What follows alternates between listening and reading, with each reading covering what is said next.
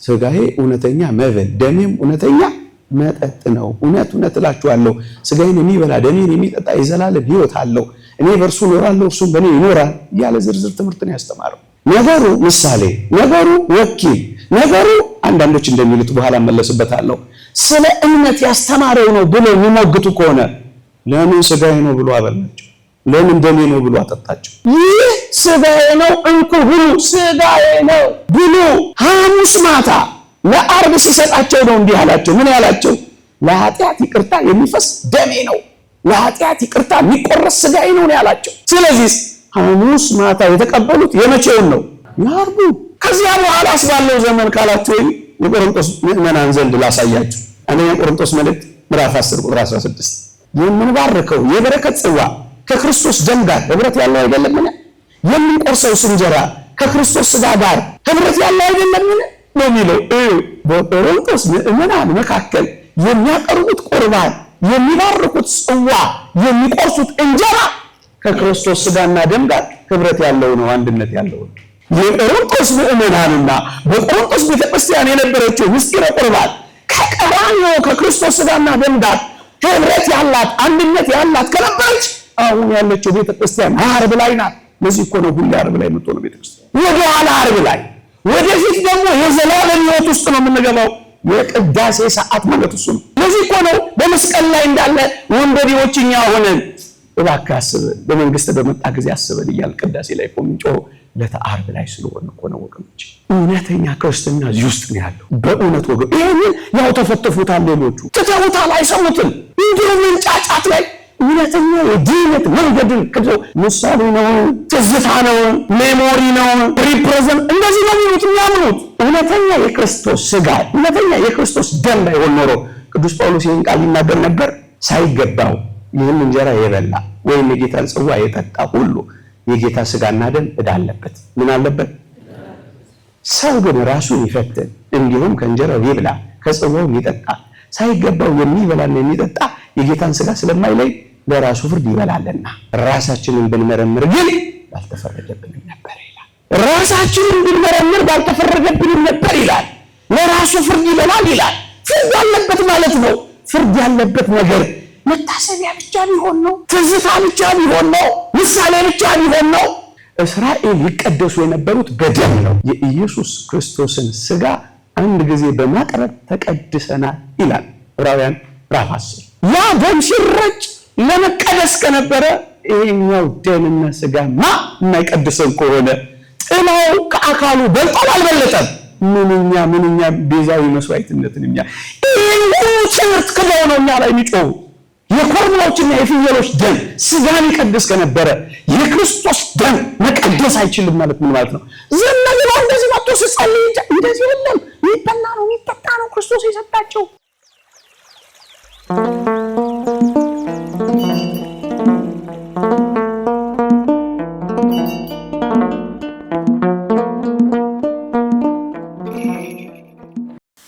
በስመ አብ ወወልድ ወመንፈስ ቅዱስ አሐዱ አምላክ አሜን። ክርስቶስ ተንሥአ እሙታን አሰሮ ለሰይጣን ሰላም ሆነ። አሜን። በቸርነቱ የጠበቀን እንደ በደላችን ያልከፈለን እንደ ኃጢአታችን ያልተቆጣጠረብን ይህችን ጊዜ ይህችን ሰዓት ለምስጋና ለውዳሴ ሰጠን አምላካችን እግዚአብሔር ይክበር ይመስገን፣ ይክበር ይመስገን። እንደ እግዚአብሔር ቅዱስ ፈቃድ በዚህች ምሽት በአንድ ርዕሰ ጉዳይ ላይ እንድንማር አሰብኩ። ትምህርት እንዲሆን አሰብኩና አታውቁትም ብዬ ሳይሆን እንደው እንድናጸናው፣ እንድናስበው፣ እንድናሰላስለው በአንድ ነገር ላይ እንማራለን። በምስጢረ ቁርባን ትምህርታችን ቤተክርስቲያን የምታምነውን በተለይ ሁለት አብይ ነገሮች ላይ አተኩረን እንማራለን። እግዚአብሔር ከሁላችን ጋር ይሁን። የአባቶቻችን የሊቃውንት በረከት ረድኤት አይለየን። ሰምተን ለመጠቀም እግዚአብሔር ይርዳን። ጌታችን ለድህነታችን ወይም ለመዳናችን መሰረት የሆኑትን ነገሮች መጀመሪያ በቃል ትምህርት ከዚያም በተግባር ምስረታ ነው ያሳየን። በቃሉ ያስተምራል፣ ከዚያ ደግሞ በተግባር ይመሰርታል። ከነዚህ ምስጢራት አንዱ ለድህነታችን እግዚአብሔር የሰጠን ስጋውን ደሙን ቁርባኑን ነው። እሱን ነው ዛሬ ጥቂት ሐሳቦችን የምንማረው። በተለይ ጥያቄ የሚነሳባቸውን ሐሳቦች ነው አንስተን ለመመለስ የምንሞክረው። በቃል ትምህርት ጌታችን ይህን አስተምሯል። ታስታውሱ ከሆነ በዮሐንስ ወንጌል ምዕራፍ 6 ከቁጥር 41 እስከ 60 ላይ በቃል ትምህርት ያስተማረው አለ። ከሰማይ የወረደ ሕያው እንጀራ እኔ ነኝ። ሰው ከዚህ እንጀራ ቢበላ ለዘላለም ይኖራል። እኔም ስለ ዓለም ሕይወት የምሰጠው እንጀራ ሥጋዬ ነው። ሥጋዬ እውነተኛ መብል፣ ደሜም እውነተኛ መጠጥ ነው ብሎ ነው ያስተማረው። ልብ በሉ፣ ሥጋዬ እውነተኛ መብል፣ ደሜም እውነተኛ መጠጥ በማለት ነው ያስተማረው። የተወደደ መድኃኒታችን ይህን ትምህርት ሲያስተምር ሥጋዬ ነው እንጂ ያለው ይሄ ሥጋዬ የሚወክል ነው ወይም የሥጋዬ ምሳሌ ነው አላለም። በዚህ በዮሐንስ ወንጌል ምዕራፍ 6 ላይ ግልጽ ትምህርት ሲያስተምር ሥጋዬን የሚወክል ወይም የሥጋዬ ምሳሌ ነው፣ ሪፕሬዘንታቲቭ ነው አይደለም ያለው፣ ሥጋዬ ነው ያለው። ይሄን ለምን ማንሳት የሚያስፈልገን ይመስላችኋል? በተለይ አንዳንዶች ቤተክርስቲያንን እናድሳለን የሚሉ ፕሮቴስታንቶችም የጌታችንን ሥጋና ደም ወይም ቁርባንን ምሳሌ ነው፣ የጌታችን ሥጋ ወካይ ነው፣ ሪፕሬዘንት የሚያደርግ ነው እንጂ ራሱ ሥጋው ራሱ ደሙ አይደለም ብለው ነው አንዳንዴ መከራከሪያ ወደ ቤተ ክርስቲያን የሚሰነዝሩት። ግን የጌታችንን ግልጽ ቃል ተመልከቱ። ሥጋዬ እውነተኛ መብል፣ ደሜም እውነተኛ መጠጥ ነው ያለው። እውነተኛ። ይህ ሰው ሥጋውን ልንበላ እንዴት ይችላል ብለው ሲያንጎራጉሩ አይሁድ እንደውም ከፍ አደረገና እውነተኛ ሥጋ ሪል ፍሌሽ፣ ሪል ቦዲ፣ ሪል ብለድ፣ እውነተኛ ሥጋ እውነተኛ ደም ነው ያላቸው። ምሳሌም ወይም ወኪል ነው አላላቸው። የመጀመሪያው ነጥብ ይሄንን እንዴት ልንቀይረው እንችላለን? ምሳሌ ቢሆን ወይም ወኪል ቢሆን ምሳሌ ነው ወኪሌ ነው ብሎ ላለ ማለት ምን ያግደው ነበር ክርስቶስ? ምንም። እዩ፣ የኢትዮጵያ ኦርቶዶክስ ተዋሕዶ ቤተክርስቲያን ምሳሌውን ከአማናዊው ጥላውን ከአካሉ ጋር ክርስቶስ እንዳስተማረን እናውቃለን። ለምን? ከፍ ብሎ አሁን ካነበብኩላችሁ ጥቅስ ከፍ ብሎ አባቶቻችሁ በምድረ በዳ መና በሉ ሞቱም ካለ በኋላ ከሰማይ የወረደ እንጀራ ግን እኔ ነኝ አለ።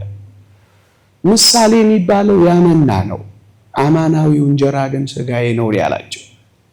ለዚህ ነው ቤተክርስቲያን ምሳሌውን ከአማናዊው ጋር ጥላውን ከአካሉ ጋር እንጂ እንደገና ሌላ ምሳሌ የሚሆን ሥጋ አልሰጠንም።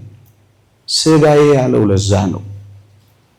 ልብ በሉ፣ እኛ ኦርቶዶክሳውያን አሁን የሚሰዋው መስዋዕት አሁን የሚቀርበው ሥጋና ደም ለዋናው ምሳሌ የሆነውን አይደለም እንሰዋው። ዋናውን ሥጋ ዋናውን ደም ነው። ለዚህ ነው እውነተኛ። ይሄ ምንድን ነው? ሁሉ ጊዜ የምትሰሙት አማናዊ የሚለውን ቃል ነው የሚያሳየው። ምሳሌ የሆነውን ሳይሆን ራሱን ነው እኛ የምንሰዋው። እግዚአብሔር ያሳያችሁ። በብዙ ህብርና ምሳሌ እስከ ሐዲስ ኪዳን ሲያሳየን ቆይቶ እንደገና ምሳሌ የሆነ ነገር ይሰጠናል ብላችሁ ታስባላችሁ? እንደገና ወደ ምሳሌ ይከተናል ብላችሁ ታስባላችሁ? ለዚህ ነው ጌታችን ይህ ሰው ስጋውን እንበላ ዘንድ እንዴት ሊሰጠን ይችላል ባሉ ጊዜ እኔ ያልኳችሁ እኮ ምሳሌ ነው ወይም ወኪል ነው ያላለው እኮ ለዚህ ነው። እንደውም ምን አለ? የሕይወት እንጀራ እኔ ነኝ። አባቶቻችሁ በምድረ በዳ መና በሉ ሞቱ። ሰው ከእርሱ በልቶ እንዳይሞት ከሰማይ አሁን የወረደ እንጀራ ይህ ነው። ከሰማይ የወረደ ሕያው እንጀራ እኔ ነኝ። ሥጋዬ እውነተኛ መብል፣ ደሜም እውነተኛ መጠጥ ነው እያለ በአጽንኦት ነገራቸው። እውነተኛ እንጂ ምሳሌ አይደለም ማለት። ይህንን ማን ሊክደው ይችላል ወገኖች? እስኪ አንዳንድ ነጥቦችን 4-5 ነጥቦችን እዚህ ጋር አሰላስለን እንለፍ። አንደኛ ምሳሌ ቢሆን ኖሮ እውነት ጌታችን ሥጋዬ ነው ደሜ ነው ብሎ ያስተማረው የዚህ የዮሐንስ ወንጌል ምዕራፍ 6 ትምህርት ምሳሌ ቢሆን ኖሮ የተወደደ መድኃኒታችን ኢየሱስ ክርስቶስ ተርጉሞ አስተምራቸውም ነበር። እዩ ግር ሲላቸው ለጠቅላላው አይሁድ ለሚከተሉት ባይነግር እንኳን ለሐዋርያት ምሳሌ መሆኑ ያስተምራቸው ነበር። ምን ያግዳል? ምሳሌ እንደሆነ ላለማስተማር ምን ይዘዋል? አንድ ሁለት ነገር ላስታውሳችሁ። እጅ ሳይታጠቡ ስለ መብላትና ስለ መርከስ በተከራከሩ ጊዜ ግልጽ ትምህርት እኮ ነው ያስተማራቸው። ሰውን የሚያረክሰው እጅ ሳይታጠቡ መብላት ሳይሆን ከአፍ የሚወጣ ንግግር መሆኑን ግልጽ አድርጎ አስተምሯቸዋል። አንደኛ ታስታውሱ ከሆነ ከፈሪሳውያን እርሾ ተጠበቁ ሲላቸው ከክህደታቸው እንጂ ከዚህ ከሚያቦካው እርሾ ያለ መሆኑን ግልጽ አድርጎ አስተምሯቸዋል ጌታችን። ታስታውሳላችሁ። ዳግመኛ ተወለዱ ሲል ኒቆዲሞስ ምን ብሎ ነው የጠየቀው? እንደገና ወደ እናቴ ማህፀን ገብቼ መወለድ አለብኝ አለ። አይደለም፣ ከውሃና ከመንፈስ ካልተወለዳችሁ በቀር የእግዚአብሔር መንግስት አታዩም እያለ ግልጽ ትምህርት ነው ያስተማረው። ይሄንንም እንደዚሁ ግራ ሲጋቡ እውነትን ምሳሌ ቢሆን እነሱ እንደሚሉት አንዳንዶቹ እንደሚሉት እውነትን ምሳሌ ቢሆን እኮ በቃ ተርጉሞ ያስተምር ነበር። አበቃ። ግን አሁን ተርጉሞ አይደለም ያስተማረው። ምን አለ? ሥጋዬ እውነተኛ መብል ደሜም እውነተኛ መጠጥ ነው። እውነት እውነት እላችኋለሁ ሥጋዬን የሚበላ ደሜን የሚጠጣ የዘላለም ሕይወት አለው። እኔ በእርሱ እኖራለሁ እርሱም በእኔ ይኖራል እያለ ዝርዝር ትምህርትን ያስተማረው። ምሳሌ ቢሆን ኖሮ አንደኛ ክርስቶስ ሳይተረጉም ሳያስተምር አያልፍም ነበር። አንድ ሁለተኛ፣ እሺ ጌታችን ሳይተረጉም ጌታችንስ ተርጉሞ ያስተምር። የዚህ የዮሐንስ ወንጌል ምዕራፍ 6 ጸሐፊ ቅዱስ ዮሐንስ ወንጌላዊ ነው። ቅዱስ ዮሐንስ ወንጌላዊ ደግሞ ብዥታ፣ ግርታ የሚፈጥሩ ጉዳዮችን ሳይተረጉም አልፎ አያውቅ። ምሳሌ ላሳያችሁ፣ ሁለት ምሳሌዎች ልስጣችሁ። ታስታውሱ ከሆነ ይህንን ቤተ መቅደስ አፍርሱት እኔ በሶስተኛው ቀን አነሳዋለሁ አለ ጌታችን። ታስታውሳላችሁ። የሶሎሞን 46 ዓመት የፈጀ የሶሎሞን ቤተ መቅደስ እንዴት አድርጎ ነው እሱ በሶስተኛው ቀን አነሳዋለሁ የሚለው ብለው ተንጫጩ። ቅዱስ ዮሐንስ ግን ተርጉሞ አለፈ። ምን ብሎ? እርሱ ግን ስለ ሰውነቱ ቤተ መቅደስ ይናገር ነበር። ተረጎመ አልተረጎመም? ተረጎመ። ሲነጫነጩ ተረጎመ፣ ግራ ሲገባቸው ተረጎመላቸው። ሌላ ላንሳላችሁ። ዮሐንስ ወንጌል ምዕራፍ 12 ቁጥር 37 ላይ እኔ ከምድር ከፍ ከፍ ያልኩ እንደሆነ ሁሉን ወደ እኔ እስባለሁ አለ። ግራ እንዳይገባቸው ምን ብሎ ተረጎመ? እንዴት ባለ ሞት ይሞት ዘንድ እንዳለው ሲያመለክታቸው ይህንን ተናገረ አለ። ከፍ ከፍ ብዬ ሲል ግራ እንዳይገባቸው ምን ማለቱ ነው ብለው እንዳይጨነቁ እንዴት ባለ ሞት ይሞት ዘንድ እንዳለው ሲያመለክታቸው ይህን ተናገረ አለ። ሞቱ ከምድር ከፍ ያለች በመስቀል ላይ የምትፈጸም ሞት እንደሆነች ተረጎመላቸው። የተወደዳችሁ ኦርቶዶክሳውያን እውነት ሥጋዬ እውነተኛ መብል ደሜም እውነተኛ መጠጥ ነው የሚለው ትምህርት ምሳሌ ቢሆን ኖሮ ቅዱስ ዮሐንስ ወንጌላዊ ልክ በወንጌሉ እየተረጎመ እንዳሳየን ሳይተረጎም አያልፍም ነበር። ሁለተኛ፣ ሶስተኛ እግዚአብሔር ያሳያችሁ፣ ልዑል ያመልክታችሁ። ምሳሌ ወይም ወኪል ብቻ ቢሆን ሕዝቡ ይህን በመስማት ጨክነው ሊሄዱ በተነሱና የተከተሉት ሁሉ ባፈገፈጉ ጊዜ የተወደደ መድኃኒታችን ኢየሱስ ክርስቶስ ምሳሌ ወይም ወኪል የሆነ ግራ የገባቸው ነገር ቢሆን እስኪሄዱ ይጨክን ነበር ወገኖች። ጌታችንን አስታውሱት።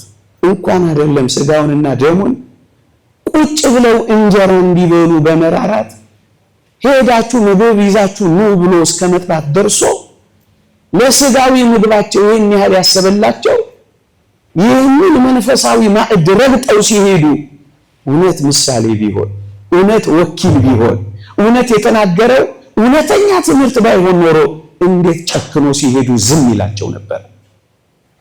በፍጹም በቃ ቢሄዱ ይሄዱ ማለት እኮ አይደለም። ግን ይሄንን ካላመኑ አይሆንም ማለት እንዴት ይጨክንባቸው ነበር? ምሳሌ ሆነው ሳይነግራቸው ይሄዱ ነበር። ወኪል ሆነው ትምህርቱ ሌላ ነገር የሚያሳይ ሆነው እንዴት አድርጎ ብለው ያ ሁሉ ህዝብ ሄደው ጌታ ሆይ ካንተ ወደ ማን እንሄዳለን ሲለው እናንተ ደግሞ ልትሄዱ ትወዳላችሁ ብሎ ይናገር ነበር። አራው እኔ ያልኩት ምሳሌ ነው። ኧረ አትሂዱ እኔ ያልኩት ወኪሌ ነው። ኧረ ትርጓሜውን ሳትሰሙ አትሂዱ እያለ አቆያቸው ነበር። ያ ሁሉ ህዝብ ሲሄድ እንዴት ዝም ይላል? ይህን ያህል ይጨክን ነበር ክርስቶስ። እውነተኛ ስለሆነ ነው። አራተኛ ነገሩ የትኛው ነገር? ስጋዬ እውነተኛ መብል ደሜም እውነተኛ መጠጥ ነው። ስጋዬን የሚበላ ደሜን የሚጠጣ የዘላለም ሕይወት አለው፣ እኔም ከእርሱ ጋር እኖራለሁ እርሱም ከኔ ጋር ይኖራል የሚለው ይሄ ዮሐንስ ወንጌል ምዕራፍ 6 የሆነው ትምህርት እውነትም ስለሚበላ ስጋ እውነትም ስለሚጠጣ ደም መሆኑን የምታውቁት፣ ይልቁንም ምሳሌና ወኪል ወይም ስለ እምነት እነሱ እንደሚሉት ያስተማረው አለመሆኑን የምታውቁት በተግባር ሲመሰረተው ስታዩ ነው። የት? ማቴዎስ ወንጌል ምዕራፍ 26 አንብቡ። ሲበሉም ኢየሱስ እንጀራን አንስቶ ባረከ፣ ቆርሶም ለደቀ መዛሙርቱ ሰጠና እንካችሁ ብሉ፣ ይህ ስጋዬ ነው። ጽዋውንም አንስቶ አመስግኖ ሰጣቸው፣ እንዲህም አለ፣ ሁላችሁ ከእርሱ ጠጡ፣ ስለ ብዙዎች ለኃጢአት ይቅርታ የሚፈስ የአዲስ ኪዳን ደሜ ይህ ነው አላቸው። ዮሐንስ ወንጌል ምዕራፍ 26 ቁጥር 26። ለምን አቆረባቸው ታዲያ? ነገሩ ምሳሌ፣ ነገሩ ወኪል፣ ነገሩ አንዳንዶች እንደሚሉት በኋላ መለስበታለሁ ስለ እምነት ያስተማረው ነው ብሎ የሚሞግቱ ከሆነ ለምን ስጋዬ ነው ብሎ አበላቸው? ለምን ደሜ ነው ብሎ አጠጣቸው? ያስተማረውን ትምህርት ለምን በተግባር አብልቶ አጠጥቶ አረጋገጠላቸው? የሚበላ የሚጠጣ ነው። ዝም ብሎ አንዳንዶች ደሙን ሸፍን አይደለም፣ የሚበላ ነው የሚጠጣ ነው። ለምን አበላቸው? ለምን አጠጣቸው? በተግባርስ ለምን አደረገ? ለምን መሰረተው? አራተኛ እየገባችሁ ነው?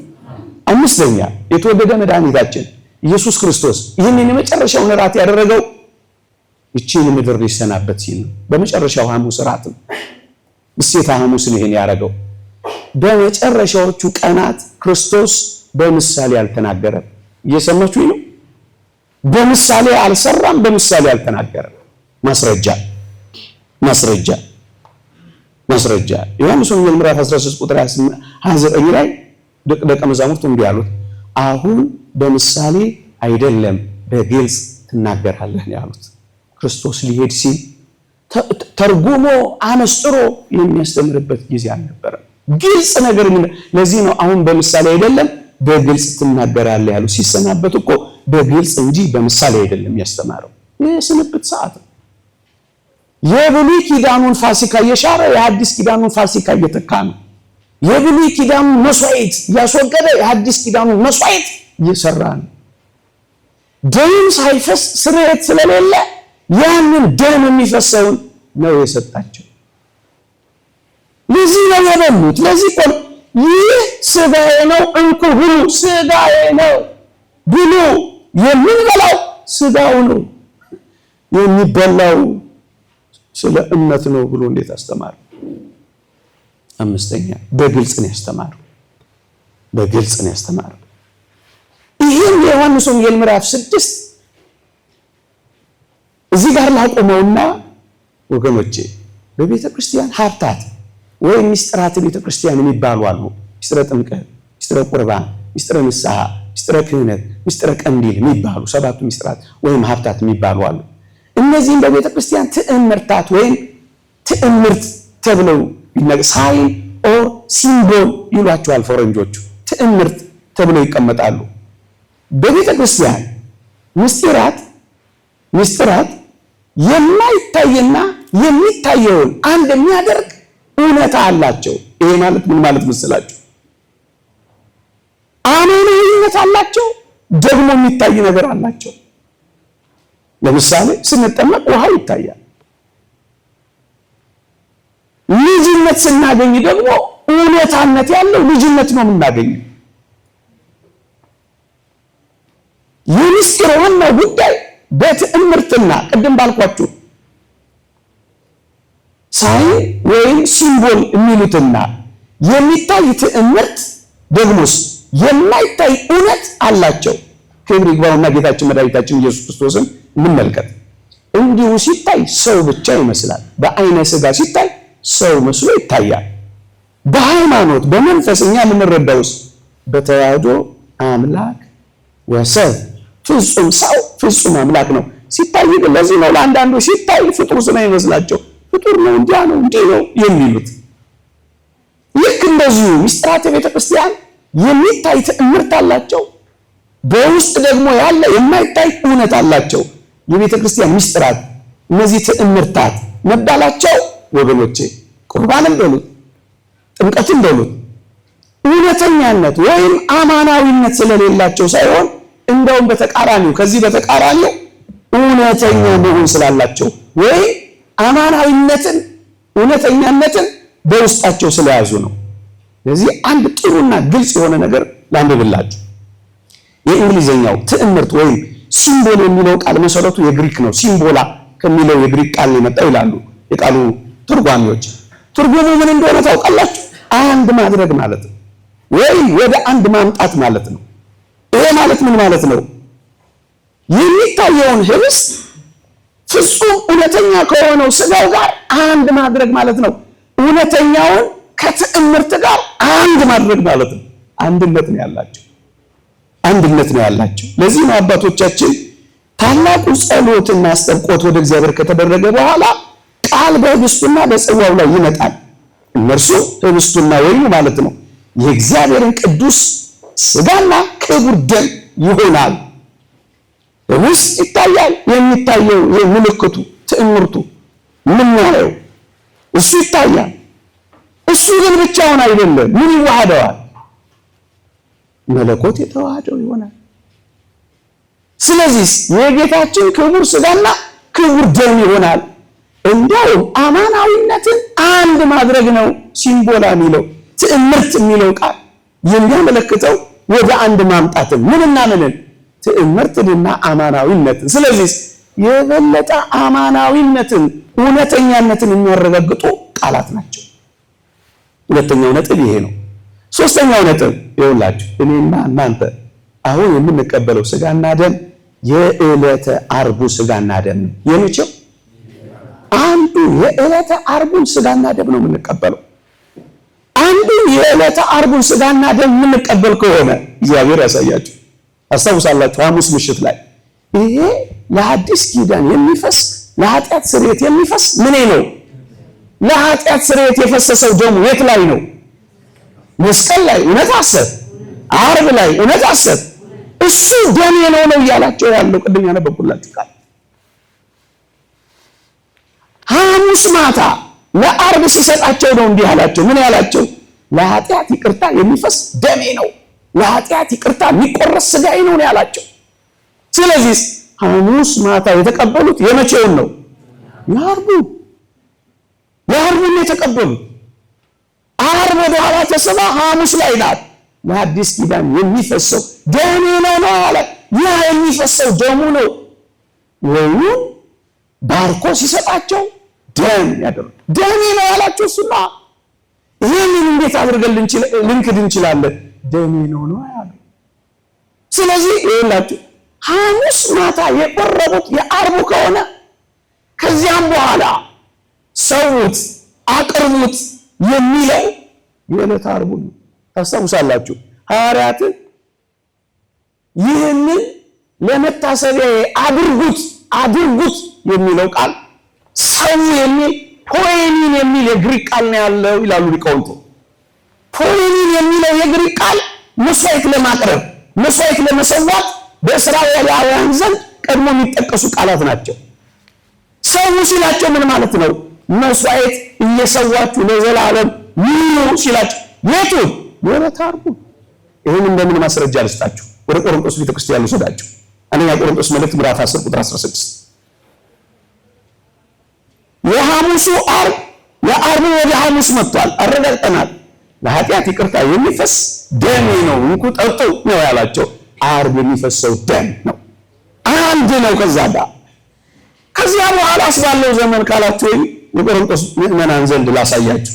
እንዲህ ይላል አንደኛ ቆሮንቶስ መልእክት ምዕራፍ 10 ቁጥር 16 አንደኛ ቆሮንቶስ መልእክት ምዕራፍ 10 ምን ይላል? የምንባርከው የበረከት ጽዋ ከክርስቶስ ደም ጋር ህብረት ያለው አይደለምን? በሞቴ ስሙ በቆሮንቶስ ቤተክርስቲያን የሚፈጽሟል ሥርዓተ ቁርባን እንዲህ ይላል። የምንባርከው የበረከት ጽዋ ከክርስቶስ ደም ጋር ህብረት ያለው አይደለምን? የምንቆርሰው እንጀራ ከክርስቶስ ሥጋ ጋር ህብረት ያለው አይደለምን ነው የሚለው። በቆሮንቶስ ምዕመናን መካከል የሚያቀርቡት ቁርባን፣ የሚባርኩት ጽዋ፣ የሚቆርሱት እንጀራ ከክርስቶስ ሥጋና ደም ጋር ህብረት ያለው ነው፣ አንድነት ያለው ነው። እየሰማችሁ ነው? ስለዚህ በቆሮንቶስ ምዕመናን ዘንድ ከክርስቶስ የዕለተ ዓርብ ሥጋና ደም ጋር ምን የሆነ ነው? አንድ የሆነ ነው፣ ህብረት ያለው ነው፣ አንድ ነው። የት ላይ ሄደዋል? ራሷ የዕለተ ዓርቡ መስዋዕት ጋር ሄደዋል። ይህን ሊቁ ዮሐንስ አፈወርቅ ያብራራበት መንገድ በደንብ ነገሩን ይገልጸዋል። በሞቴ ስሙ ቀስ ብዬ ላንብበው። ቀጥታ ከትርጓሜ ከቅዱስ ዮሐንስ ማብራሪያ ነው ያመጣሁት። እንዲህ ይላል። ለምኑ ጳውሎስ ፈጠንኩባችሁ እንዴ? አልፈጠንኩም። እሺ ለምኑ ጳውሎስ ከጌታ ተቀብያለሁ የሚለን ለምንድን ነው? ቅዱስ ጳውሎስ ቆሮንቶስ መልእክት ላይ እኔ ደግሞ ከጌታ ተቀብያለሁ ደግሞ ለእናንተ ማሳለፍ ሰጥቻችኋለሁ ይላል። 11ኛው ምዕራፍ አሁን 10 የሚያነብብላችሁ 11ኛው ምዕራፍ ላይ ይሄን ይላል። ለምኑ ጳውሎስ ከጌታ ተቀብያለሁ የሚለን ምንድን ነው? እሱ በዚያ በታላቁ ጌታ ማዕድ ፊት አልነበረም። ቅዱስ ጳውሎስ ሐሙስ ዕለት ነበረ፣ በምሴተ ሐሙስ አልነበረም። እንደውም ዋና አሳዳጅ የነበረ እሱ አይደለምን? ታዲያ እንዴት እኔ ከጌታ ተቀብያለሁ ሊለን ቻለ? አልነበረም። ታዲያ እንዴት ተቀብያለሁ ሊለን ቻለ ብሎ ያነሳል ቅዱስ ዮሐንስ አፈወርቅ። በረከቱ ትደረብን። ይጠይቅና ይመልሳል ራሱ ቅዱስ ዮሐንስ አፈወርቅ። ምን ይላል? እንደሚታወቀው አሁን ጳውሎስ የሚሰበሰብበትና ዳግመኛ ለቆሮንቶስ ምዕመናን የሰጠው ማዕድ ከመጀመሪያው የምሴተ ሐሙስ ማዕድ ጋር አንድ እንጂ የተለየ አይደለምና ነው። እየሰማችሁ ነው? ለዚህ እኮ ነው የምንቆርሰው እንጀራ ከክርስቶስ ሥጋ ጋር ህብረት ያለው አይደለምን? አንድነት ያለው አይደለምን? የምንባርከው ጽዋ ከክርስቶስ ደም ጋር ህብረት ያለው አይደለምን? ለምን? የሐሙሱ ማዕድና አሁን ጳውሎስ የተቀመጠበት የቆሮንቶስ ማዕድ ስንት ማዕድ ነው? አንድ ማዕድ ነው። የተለየ አንድ እንጂ የተለየ አይደለምና አሁንም ልክ እንደያለው ከራሱ ከጌታችን ጋር በማዕዱ ፊት መቀመጥና መቁረብ ነው ብሎ ተረጉሞታል። ለዚህ እኮ ነው ከክርስቶስ ከእጆቹ ጋር ነው የምንቆርበው የሚሉት አባቶቻችን። አሁን ስንቆርብ ለምን ዓርብ ላይ ነው የምንሄደው? የቆሮንቶስ ምዕመናንና በቆሮንቶስ ቤተክርስቲያን የነበረችው ምስጢረ ቁርባን ከቀራንዮ ከክርስቶስ ሥጋና ደም ጋር ህብረት ያላት አንድነት ያላት ከነበረች አሁን ያለችው ቤተክርስቲያን ዓርብ ላይ ናት። ለዚህ እኮ ነው ሁሌ ዓርብ ላይ የምትሆነው ቤተክርስቲያን። ወደ ኋላ ዓርብ ላይ፣ ወደፊት ደግሞ የዘላለም ሕይወት ውስጥ ነው የምንገባው። የቅዳሴ ሰዓት ማለት እሱ ነው። በጌታችን ማዕድ ፊት ወይም በቀራንዮ ቁስሎቹ ጎን ነው የምንሆነው እኮ የሚባለው እኮ ለዚህ ነው። ማዕዱ አንድ ነው፣ ገበታው አንድ ነው። እዛ ማዕድ ላይ ስለተቀመጠ ነው ከራሱ ከክርስቶስ ጋር ተቀምጣ። ወገኖች ቅዳሴ ላይ ስንቆም ከክርስቶስ ጋር ነው የምንቆመው፣ ከሱ ፊት ነው የምንቆመው። ለምን? ዓርብ ላይ ነና፣ ዓርብ ላይ ነና። እንደውም አንድ ሊቅ ምን ይላል? ቅድስተ ቅዱሳን በምትሆን መስቀል አንድ ጊዜ የተሰዋውን መስዋዕት ሁሉ ጊዜ እንሰዋለን። ስንት ጊዜ ተሰዋው? ቅድስተ ቅዱሳን በምትሆን መስቀል። መጽሐፍ ቅዱስ ነው የሚገልጸው። አንድ ጊዜ ወደ ቅድስት በገዛ ደሙ ገባ እንጂ ደሙ ገባ እያለ አንዳንዱ በራሱ ደም ሥጋውን ደሙን ሊያፈስ ወደ ቅድስት ወደ መስቀል አንድ ጊዜ ገባ እንጂ የሚለውን የዕብራውያንን መልእክትን የተረጎመው ሊቁ መስቀል ክርስቶስ ያገለገለባት መቅደስ ናት። በኦርቶዶክሳውያን ቤተክርስቲያን አስተምሮ በቅዱስ መጽሐፍ ትርጓሜ ይሄንን የምትመለከቱት ዕብራውያን 9:24 ጀምሮ ነው። ስለኛ ይታይ ዘንድ ወደ እሷ ወደ ሰማይ ገባ ካለ በኋላ መስዋዕት ራሱ ስጋውንና ደሙን ይዞ ወደ ቅድስት ገባ የሚለው ሰማይ የሚለው መስቀልን እንደሚገልጽ ማረጋገጥ ከፈለጋችሁ ሁሉ ጊዜ ባነበው ይሻለኛል። ፈቅዳላችሁ እንትን እንዳልለው በደንብ እንዲገባን ባነበው ነው የሚሻለው። ብዙዎች ለማታለል የሚሞክሩት ቃል ስለሆነ በጣም ግልጽ ቃል የሚያስቀምጠው ቅዱስ ጳውሎስ እንዲህ ይላል። ሊቀ ካህናትን በየዓመቱ የሌላውን ደም ይዞ ወደ ቅድስት እንደሚገባ ሊቀ ካህናት ማለት የወሪቱ ሊቀ ካህናት በየዓመቱ ለስርየት መስዋዕት ደም ይዞ ይገባል፣ የሕዝቡን ኃጢአት ያስተሰርያል። ሊቀ ካህናትን በየዓመቱ የሌላውን ደም ይዞ ወደ ቅድስት እንደሚገባ ራሱን ብዙ ጊዜ ሊያቀርብ አልገባም። ማን? ክርስቶስ። የወሪቱ ሊቀ ካህናት በየዓመቱ ብዙ ጊዜ ማለት ነው የበግ ወይም የፍየል ወይም የላም ደም ይዞ ብዙ ጊዜ ይገባል። ወዴት? ወደ ቅድስት በሉታ። ቅድስት የሚለውን ቃል ይዩት። ወደ ቅድስት እሱ ምን ይላል? ስለ ክርስቶስ ሲናገር ራሱን ብዙ ጊዜ ሊያቀርብ አልገባም። ወዴት? ወደ ቅድስት። ምን ሊያደርግ አልገባም? ራሱን ስንት ጊዜ? ብዙ ጊዜ ሊያቀርብ አልገባም። ስንት ጊዜ ነው የገባው? አንድ ጊዜ የገባው የት ነው? ምን ሊያደርግ? ራሱን ሊያቀርብ። እውነት አሰብ ራሱን ሊያቀርብ ብዙ ጊዜ አልገባም። ራሱን ያቀረበው ክርስቶስ የት ላይ ነው? መስቀል ላይ ነው። ለዚህ እኮ ነው ቅዱስ ራሱን ብዙ ጊዜ ሊያቀርብ አልገባም። ምን ወጣኝ ልጮህባቸው። ራሱን ብዙ ጊዜ ሊያቀርብ እንዲህ ሊሆንስ እንዴት ሊሆን? እንዲህ ሊሆንስ እንዴት ሊሆን? ተከታተሉኝ፣ አስተያየት አድርጉልኝ እንጂ እንዴት ሊሆን? ራሱን ብዙ ጊዜ ቢያቀርብ ኖሮ እንደማን? እንደ ኦሪቱ ሊቀ ካህናት ራሱን እንዲህ ሊሆንስ እንዴት ሊሆን? ይኸውላችሁ ከፍ ብዬ ላምበው ወደ ግልጽ እንዲሆንላችሁ ራሱን ብዙ ጊዜ ሊያቀርብ አልገባም። ወዴት? ወደ ቅድስት አልገባም። እንዲህ ሊሆንስ እንዴት ሊሆን? ራሱን ብዙ ጊዜ ሊያቀርብ ቢሆን አይደለ? እንዲህ ሊሆንስ ይላል። ዓለም ከተፈጠረ ጀምሮ ብዙ ጊዜ መከራ ሊቀበል ማስፈልገው ነበር። ግልጽ ነው። የገባው መከራ ሊቀበል ማለት አንድ ጊዜ ሳይሆን ብዙ ጊዜ እንደ ኦሪቱ ሊቀ ካህናት ቢገባ ኖሮ ዓለም ከተፈጠረ ጀምሮ ምን ሊሆን ይገባው ነበር? ብዙ ጊዜ ሊሰቀል ሊሞት መከራ ሊቀበል ያስፈልገው ነበር። የት ላይ? ቅድስት ሚላት እሷ ነው። እና ሌላ ብዙ ትርጓሜ ያላቸው ምስኪኖች ናቸው። ግልጽ ነው መጽሐፍ ቅዱስ። ለዚህ ነው ቅዱሳን በምትሆን መስቀል አንድ ጊዜ የተሰዋውን መስዋዕት ሁሉ ጊዜ ስንት ጊዜ የተሰዋው? አንድ ጊዜ ሁሉ ጊዜ። ነገር ግን ዛሬ ነገን ለያውጣን ልዩ መስዋዕት አንሰዋም። ስንት ናት እንጂ? አንድ ናት እንሰዋት። ዛሬም አንድ ነው። በዕለተ ዓርብም አንድ ነው። በአራቱም ማዕዘን የሚሰዋው ስጋውና ደግሞ አንድ ነው። ዛሬ የምንሰዋት ያን ጊዜ የተሰዋች ናት። በቃ አንድ ናት። እውነተኛ ክርስትና እዚህ ውስጥ ነው ያለው። በእውነት ወገን ይሄንን ያው ተፈተፉታል። ሌሎቹ ትተውታል፣ አይሰሙትም። እንዲሁም ጫጫት ላይ እውነተኛ የድነት መንገድን ክደው የዚህ እኮ ነው ብዙ ሰው ቢሳሳተው። ዛሬ ነገም ለውጥን አንሰዋም። አንድ ናት። ዛሬም አንድ ነው። በዕለተ ዓርብም አንድ ነው። በአራቱ ማዕዘን የሚሰዋው ስጋው አንድ ነው። በቃ አንድ ነው። የኒቅያ ጉባኤ የወሰነው ውሳኔ ይሄ ነው። ላንብብላችሁ።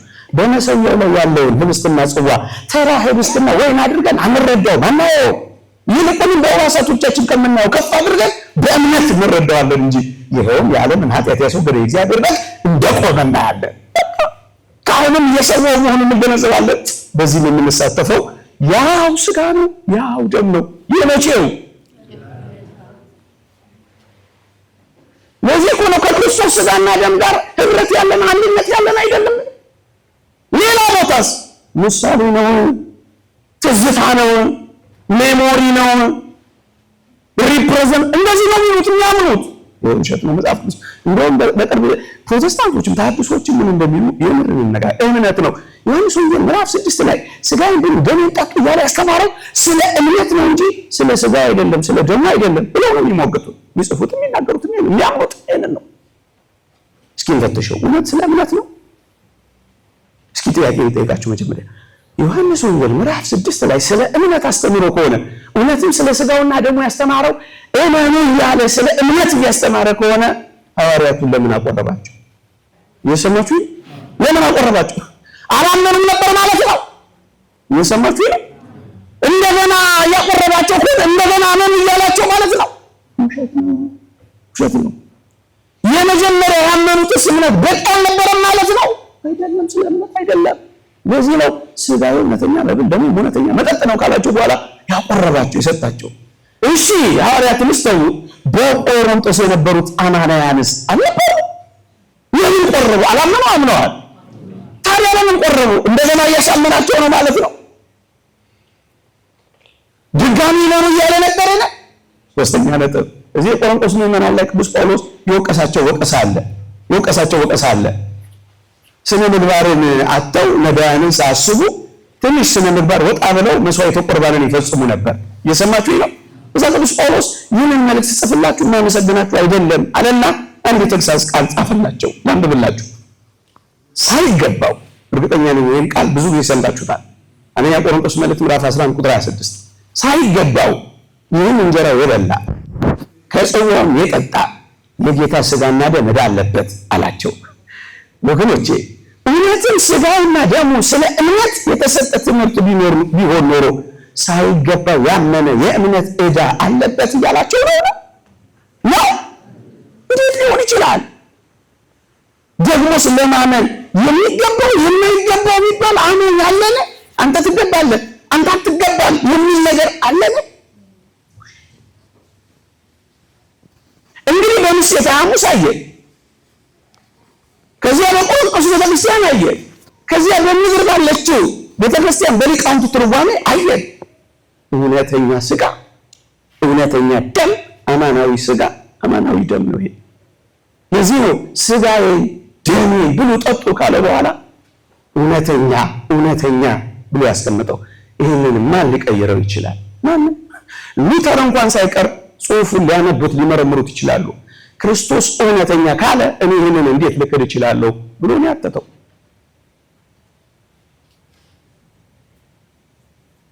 አይቻልም። ሁለተኛውና ጥቂት መፈተሽ ያለብን ደግሞ አንድ እግዚአብሔር ቃል ያወጡና የሚሳሳቱ ስህተት ነው። ምን የሚል ቅዱስ ጳውሎስ አንደኛ ቆሮንቶስ ምዕራፍ 11 ቅድም ያልኳችሁን ጥቅስ ታነቡት ምን ይላል? ይህንን ለመታሰቢያዬ አድርጉት አለ ይላል። ይህን ለመታሰቢያዬ አድርጉት ብሏል ጌታችን ብሎ ለቆሮንቶስ ምዕመናን ቅዱስ ጳውሎስ ያስ ለመታሰቢያዬ አድርጉት የሚለውን ምዝዝ አድርገው ወሰዱና መታሰቢያ ነው ሥጋውና ደሙ አሉ። እስኪ ልጠይቃችሁ፣ ለመታሰቢያዬ አድርጉት ማለትና መታሰቢያዬ ነው ማለት አንድ ነው? በሞቴ አንድ ነው? ይህንን እንዳኔ እኮ ነው ብዙ ስህተት የፈጠረው። እሱም አይደለም። ይህ ምን ማለት ነው? ይህንን ባደረጋችሁ ጊዜ ታስታውሳላችሁ? ምንድን ነው ያላቸው? በበላችሁና በጠጣችሁ ይህ እንጀራ በበላችሁ ጊዜ ይህን እንጀራ በበላችሁ ጊዜ ይህን ጽዋ በጠጣችሁ ጊዜ ጌታ እስኪመጣ ድረስ ሞቱን ትናገራላችሁ ይላል። ሞቱን ታስባላችሁ፣ ሕማሙን ታስባላችሁ። ሕማሜን፣ መከራዬን፣ ሞቴ እንታስቡበት አድርጉት ነው እንጂ ያለው ያኛው እውነተኛ ሥጋና ደም አይደለም መታሰቢያ ነው እያለ ሁለቱ በጣም ነው የሚለያዩ። ግልጽ ነው። እንጨምር። ይህንን በደንብ የሚገልጽልን መታሰቢያ የሚለውን ቃል በደንብ የሚያብራሩት የቋንቋው ሊቃውንት በደንብ ሲያብራሩት መታሰቢያ የሚለውን አናምኔሲስ ነው የሚለው፣ ግሪኩ አናምኔሲስ ነው የሚለው ብለው ይነሳሉ። ይህን ልጠቀምበት ለእኛ ሳይሆን ለአንዳንዶች እኛ አማኞች ነው። አናምኔሲስ የሚለው ቃል ምንድን ነው የሚለውን ሲያብራሩ እንዲህ ይላሉ። በኃላፊ ጊዜ የተሰጠ። በመቼ ጊዜ የተሰጠ? መታሰቢያ የሚለው ስም በኃላፊ ጊዜ የተሰጠ ግን ሕያውነትን ከእውነተኛነት ጋር አዋህዶ በተግባርም ለሚቀጥል የሚጠቀስ ጥቅስ ነው። ማነው? ቃል ነው ይላሉ። ሰምታችሁ ይላል። በኃላፊ ጊዜ ተሰጥቷል፣ ግንስ እውነተኛነት ከምንነት ጋር? ከሕያውነት ጋር። እየሰማችሁ ነው። ሕያው ነው። ትዝታ አይደለም፣ ታሪክ አይደለም፣ መታሰቢያ ብቻ አይደለም። ገብቷችኋል? እንዳንድ ዝክር የምንፈጽመው አይደለም፣ ሕያው ነው። ለዚህ እኮ ነው ዕለተ ዓርብ ሕያው ናት። ሕያው ናት እሷ ሁሉ ጊዜ ዓርብ ናት። ሕያውነትን ከምን ጋር? ከእውነተኛነት ጋር አዋህዳነት ትይዝናል። ደግሞስ በተግባርም የምትቀጥል ናት። እየሰማችሁ ነው። አንድ ጊዜ ተፈጽማ አበቃች የምትባል አይደለችም። በተግባርም ይሄ ምንድን ነው? መታሰቢያ የሚለው አናምኔሲስ የሚለው ቃል ዝም ብሎ አይደለም የተነገረው በወንጌል።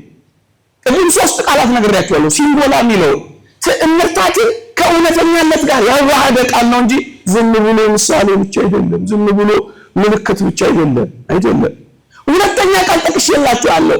ይህን ለመታሰቢያ አድርጉት የሚለው ሰውት የሚል ቃል ፖኤኒን ነው። ይሄ በጥንት ካህናት ነው፣ በኦሪት ሊቃነ ካህናትና ካህናት ሁሉ ጊዜ መስዋዕት ማቅረብን የሚያዝ ቃል ነው። ሰውት የሚለው አቅርቡት ነው የሚለው። ሰውት መስዋዕት እየሰው የሚኖሩ ካህናት እንደሆኑ ነው የሚያረጋግጠው ቃል።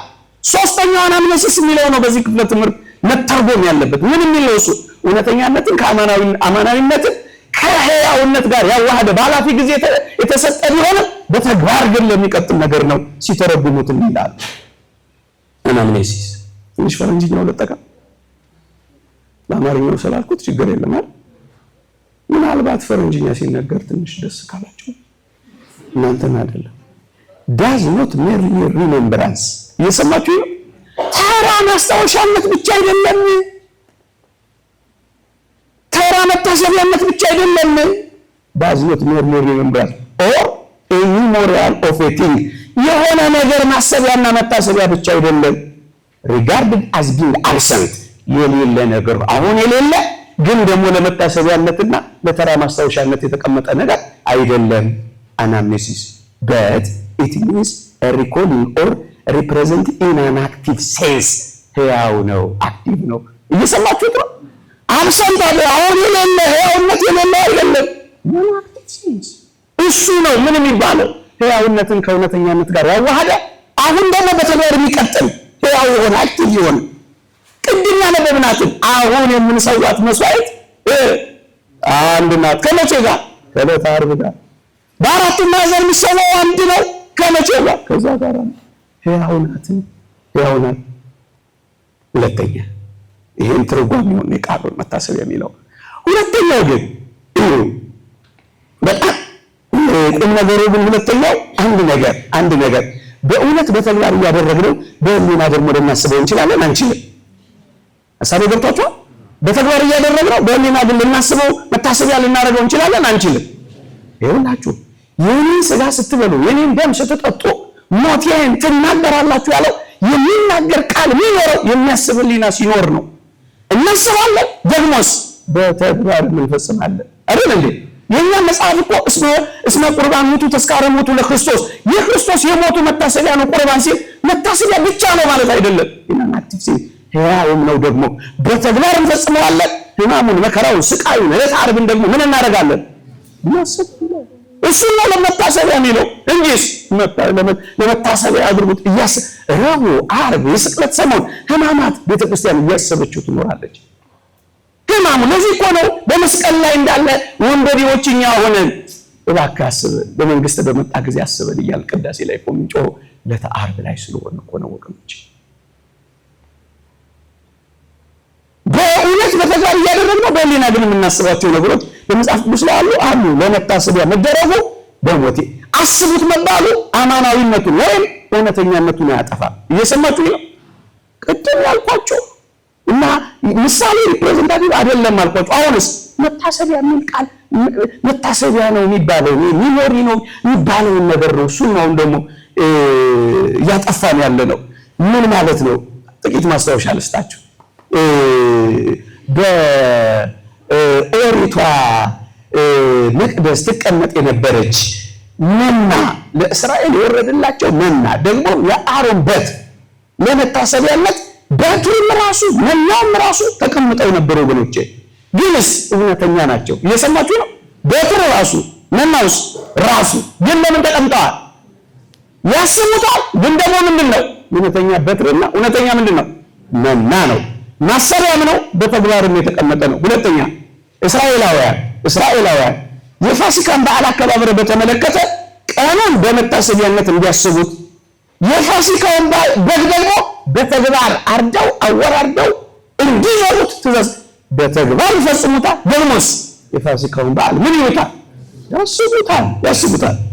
ያስቡታል። ለዚህ ነው ጌታችን እናስበዋለን፣ በሕያውነት ደግሞ አብረነው እንዋሃዳለን።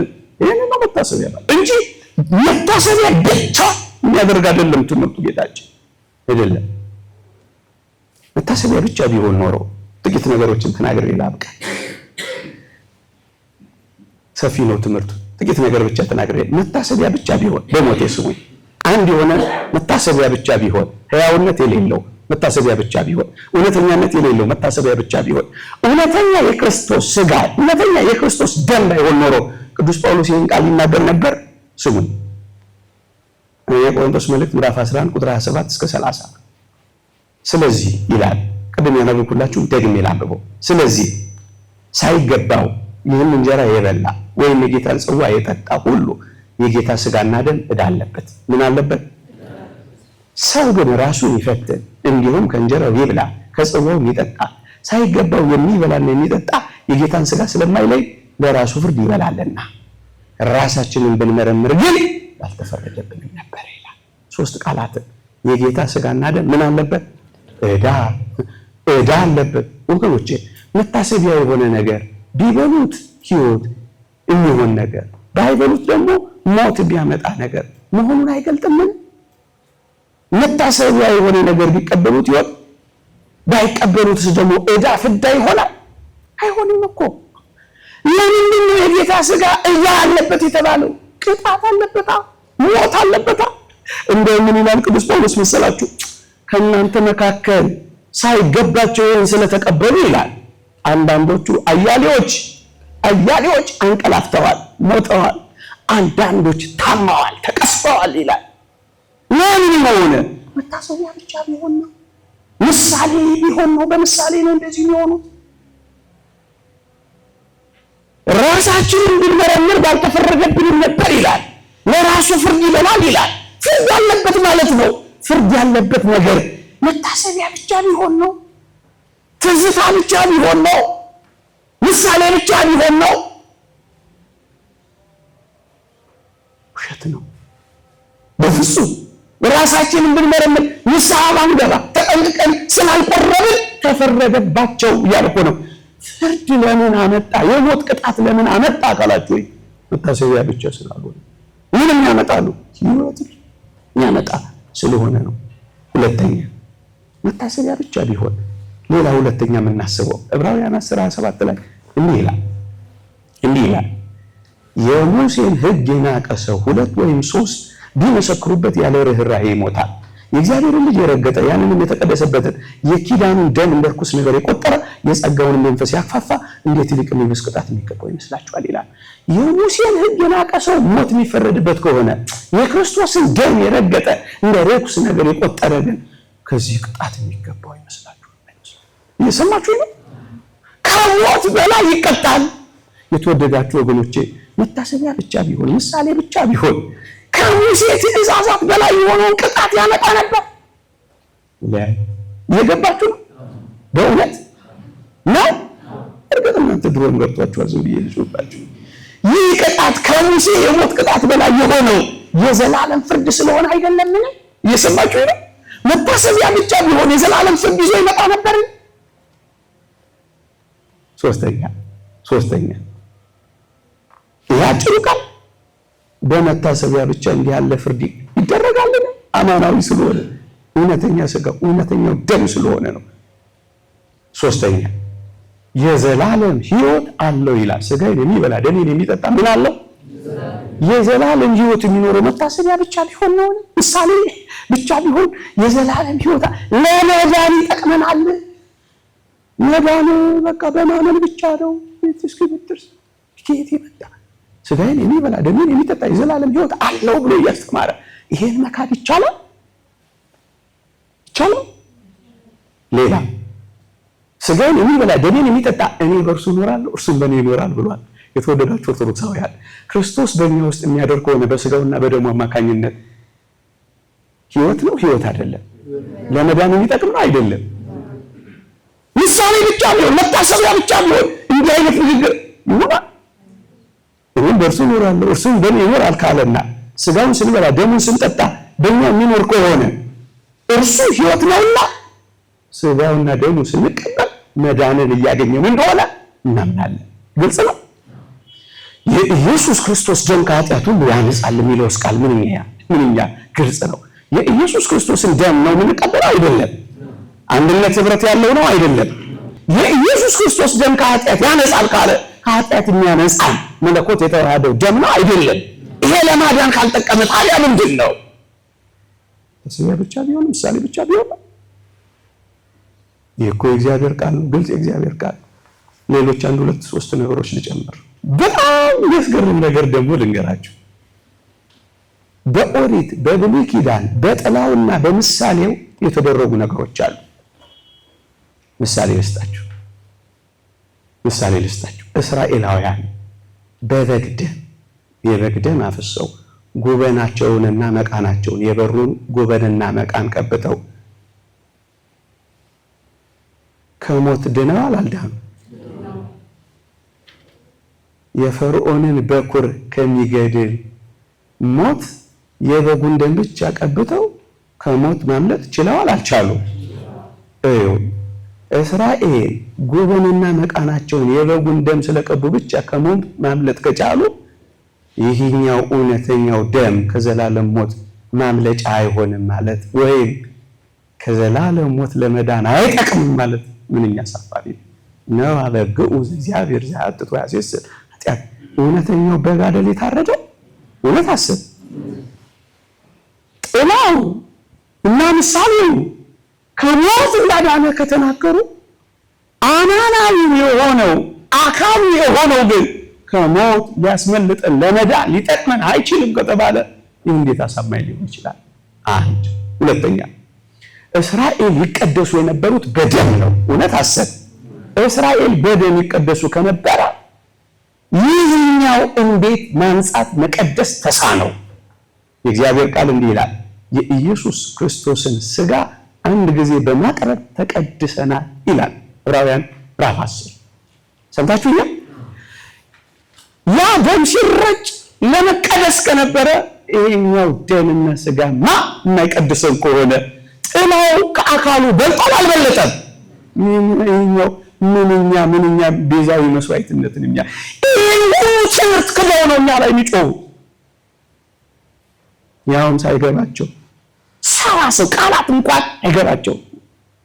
ቃላት እንኳን ያፍናቸዋል። ስንነግራቸው አይገባቸው። ምን እናድርግ? እነሱ እስኪበስሉ ድረስ እኛ አረረን። በእውነት እኔ የኖረሰው እንኳን አይደለም በዚህ ደረጃ ጥቂቷን ቃላት እንኳን አይረዳ። እንዴት ያሳፍራል! ሌላ ትምህርት ቢሆንም መጽሐፍ ቅዱስ እንዲህ ይላል፣ የኮርማዎችና የፍየሎች ደም ስጋ ለመቀደስ ትጠቅም ከነበረ ነውር የሌለው ሆኖ በዘላለም መንፈስ ራሱን ያቀረበ የክርስቶስ ደም እንደምን ከሞተ ስራ ሕሊናችንን ያነጻ ይሆን ይላል። አሁን ያነበብኩላችሁን ሲያነጻጽር ቅዱስ ጳውሎስ የኮርማዎችና የፍየሎች ደም ስጋን ይቀድስ ከነበረ የክርስቶስ ደም መቀደስ አይችልም ማለት ምን ማለት ነው? ዝም ብሎ እንደዚህ መጥቶ ሲጸልይ እንደዚህ የለም። የሚበላ ነው የሚጠጣ ነው ክርስቶስ የሰጣቸው። ምን ብሎ መጥቶ እንደዚህ አጥረኝ ይህንም እንደዚህ ውሸት ነው። የሚበላ አበላቸው፣ አጠጣቸው፣ ሁሉም በላ ጠጣ። ከዚህ በላይ ምን እናደርግ እንችላለን? ዝም ብሎ ትዝታ አይደለም፣ ዝም ብሎ ተረት አይደለም። አንድነት ካለው ህብረት ካለው እኮ የተዋሃደ ነው። ለዛ እኮ ነው የሚያነጻ። ሰምታችሁ? ተራ ከሆነ መለኮት ያልተዋሃደ ከሆነ እንዴት ያነጻል? ሕሊናችንን ከሞተ ስራ እንዴት ያድነዋል? መለኮት የተዋሃደው ደግሞ ከሆነ አዳኝ ደም ነው፣ አዳኝ ስጋ ነው። የቱ የዕለተ ዓርቡ እዛ የተዘቀለው ነው እንጂ አሁን ምን በላይ አይደለም አይባልም። ራሱ ነው፣ አንድ ነው። ጮኩባችሁ ጮህብን አትሉኝ። ሞራል ይዞ ነው እንጂ ቆጣችሁ ፈልጌ አይደለም። መናው ከሞት አላዳናቸው ማለት በምድረ በዳ መና በሉ ሞቱ ማለት ያላቸው ያ መና ከምድረ በዳ ሞት ያላዳናቸው ከሆነ ይዚህ ከሰማይ የወረደ እንጀራ ነው ከሞት ካላዳነ ብልጫው ምንድነው? እሺ እየሰማችሁ ነው። አዲስ ኪዳን ከብሉይ ኪዳን ብልጫ ካላት ብልጫ የሚኖራት ያ ስጋና ያ ደም ከምን ሲያድን ነው? ሞት። አለበለዚያ ብልጫውስ ምንድነው? የአዲስ ኪዳን ሌላ ነጥብ። ስጋውንና ደም እንደመካፈላችን እኔና እናንተ አንድ እንሆናለን አንሆንም? ክርስቲያኖች ሁሉ አንድ የሚሆኑት በምንድን ነው? ስጋውና ደም እውነት አሰብ እሱ በሁላችን ስላደረ ይሄን የእግዚአብሔር ቃል ነው የሚናገረው። አንዱን እንጀራ ስለተካፈልን ይላል ቅዱስ ጳውሎስ ሁላችን አንድ ስጋ ነን ይላል። አንዱን እንጀራ ተካፍለን ሁላችን አንድ ምን ሆነው በምሳሌ ወይም በመታሰቢያ ነው? አማናዊ ነው። አንዱን እንጀራ በምሳሌ ብቻ እንዴት አንድ መሆን ይቻላል? ቅዱስ ቄርሎስ ግን ይሄን ያደንቃል። ለምን መዝጊያ ይሆነ ሰዓትም ስለሄደ ቅዱስ ቄርሎስ እንዲህ ይላል። ስሞት የመጨረሻው አይሁድ የፋሲካውን በግ በመብላትና ደሙን በራቸውን በመርጨት ከሞት እንደዳኑ መቀደስን እንዳገኙ ካመኑ የክርስቶስ ስጋ በመብላትና ደሙን በመጠጣት የዘላለም ሕይወት ማግኘትን እንደምን ተጠራጠሩ? ለምስማን ናቸው። አሁን ያልኳቸው በጥላው የተደረገውን ያመነ ሰው አካሉ የሚያደርገውን ለማዳን ሕይወት ለመስጠት አይችልም። መታሰቢያና ምሳሌ ብቻ ነው ካለ እንዴት የሚያሳስብ ነው። እኛ ግን እንዲህ እናምናለን። አባቶቻችን እንዳመኑት እናምናለን። ለኃጢአት ይቅርታ ስርየት የሚሰጠን ደም መሆኑን እናምናለን። ኃጢአታችንን የሚያነጻ ደም መሆኑን፣ ይሄ ደግሞ ለመዳን እንደሆነ እናምናለን። የሚያድን የጌታችን የመድኃኒታችን የኢየሱስ ክርስቶስ ስጋና ደም እንደሆነ በከበረ ቁርባን እናምናለን። ይቆየን። አሜን። አብሮ ያሰማን።